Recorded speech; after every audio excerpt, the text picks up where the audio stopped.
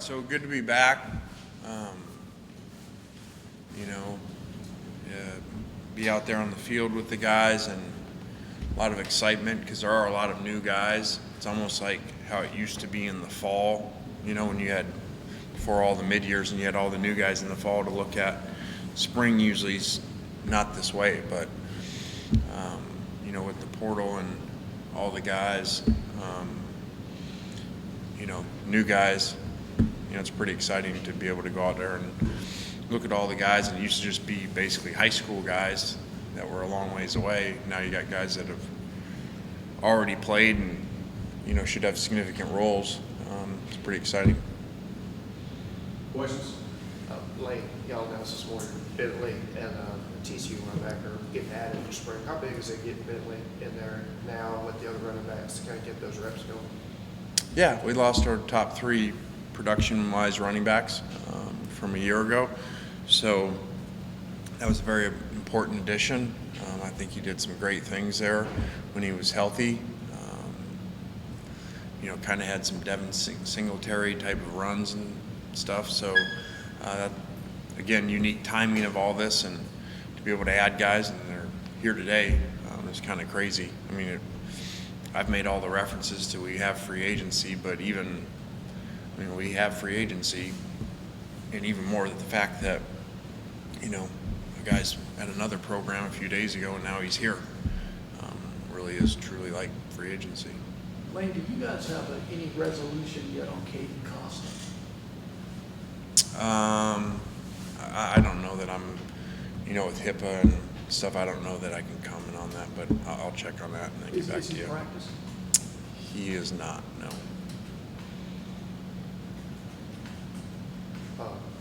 Speaking on free agency, you've been vocal about this before, just kind of that mystery report of an $8 million NIL deal for a kid who hasn't maybe thrown a snap in college.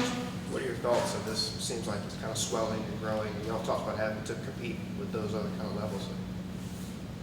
Yeah, I mean, I've obviously said a lot about NIL from the beginning of it. Let's make sure that we understand. I love that the players are getting paid, and I just say how it is. So, you know, I mean, I guess I got called a clown before for saying how it is. NIL has a lot to do with where players go. And to not think that's crazy. And I mean, it'd literally be like being a head coach in the NFL, signing a great free agency class, you know, of signing guys, going out and getting these great players and coming up here and saying to you guys, that had nothing, the contracts had nothing to do with why the players came here. And they just want to come play for me. So, obviously, it has a lot to do with where players go, and it should. I mean, you're talking about 17, 18-year-old kids, you know. Adults choose jobs a lot of times for money, for salaries. So why would a kid not? Lane, you guys are coming up the first 10-win regular season in program history. I guess what is the key to sustained success, especially with the transfer portal and all that kind of stuff? And do you believe this program is in position for that sustained success right now? Yeah, every year is new, you know, and so every team's new. Even when we lost a lot, even when you have a lot coming back, it's just every year's new, and so we've kind of put that behind us. Haven't had you guys a lot since really the last game, and that was a difficult game. I felt we didn't play very well at all on offense. You know, obviously I'm the head coach, take responsibility for that, and it was embarrassing. It was an embarrassing performance, and we did not give them many issues at all schematically. So I don't know that I've been a part of 10 sacks before like that. So that's just really it was discouraging, and the problem is it's your last game, you know, and you got to live with that. You don't have another one to play 7 days later, and so that was, you know, that was difficult to go out that way, and especially as you go back and, you know, watch the film of the game, you know, you really see how well we played on defense. I mean, I think it was, you guys know how my tirade after the Arkansas game and our performance on defense. I mean, mean, this is right on that level offensively. I mean, that's as bad as performance as you can have, and unfortunately, in one of the biggest games in the history of the program. So, moving forward. Obviously got some changes on the coaching staff as well. In terms of schematically and strategically, will you be much different on either side of the ball with different coaches over there? Not a whole lot. There'll be a lot of carryover, with defensively promoting from within, and Charlie on offense haven't been with us before, so I think that's really good for the players. There'll be some changes, but not overhauls, and that's what you should do. You win 10 games, you always want to try to get better and improve and, look at new ideas and things, but, not totally scratch. Kind of like what we did schematically a year ago on defense, where we dramatically changed. So I don't think you'll see a whole lot of difference from the outside. Have y'all worked out who are going to be the offensive and defensive play callers yet, or is that kind of work in progress? That would be Partridge and Charlie. We haven't had a chance to speak with you since Chris left the staff. Can you kind of give us your thoughts on that?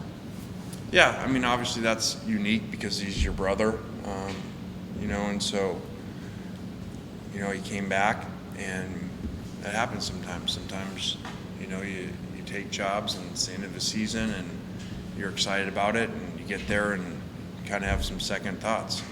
And it happens with the recruits when they sign at schools. It happens with coaches. Just like I said, kids and adults aren't a whole lot of difference. A lot of times in taking jobs because of salaries, you can have the same thing, especially even more sometimes because you got 4 kids and, they're used to all their teams and friends up there, and, kind of comes reality when they come down and visit and they got to move, and they were really entrenched there, from their friends and all playing sports and stuff. So I get it. You talked about your relationship with Matt Corral. Obviously, his pro day is tomorrow. Was it weird not having him out there today? There's a lot of weird things, so it is what it is. I mean, it's been a long time since I hadn't had Wilson out there, so not just here, going all the way back to FAU or Kevin Smith. So there's a lot of new, and Matt's part of that, but that's 2 years.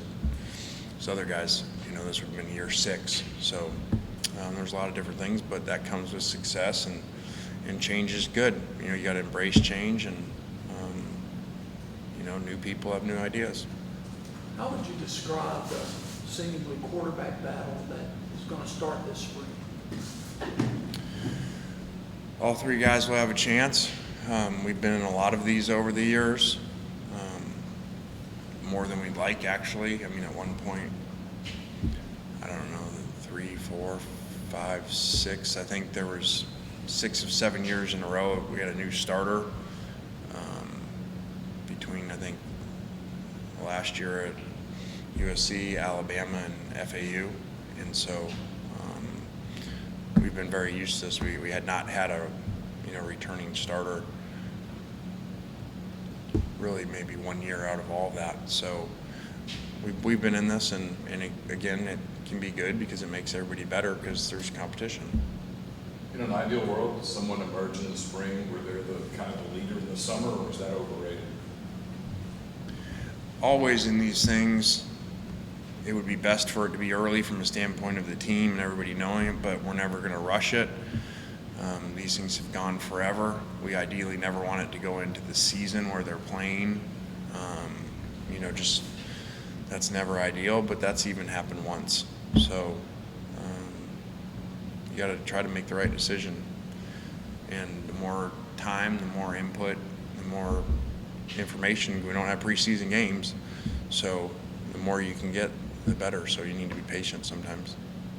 How healthy are y'all this spring? I know last year pretty much the entire offense was sitting out. Is it going to be similar, or are you guys pretty much full strength? I think we're better that way.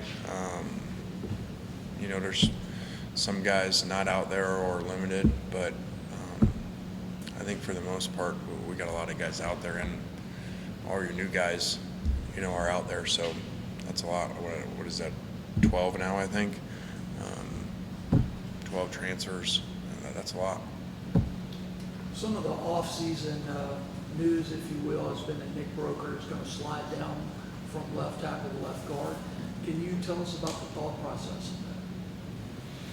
You know, we do what's in the best interest for the players on these, kind of like the Ben Brown situation, and just when we look at what's probably their future in the NFL, you know, usually, you know, move them there, and you know, that's just, I don't know, I think that's a little bit unique for coaches to do that, but I think we owe it to them, especially when it's decisions of whether to come back or not.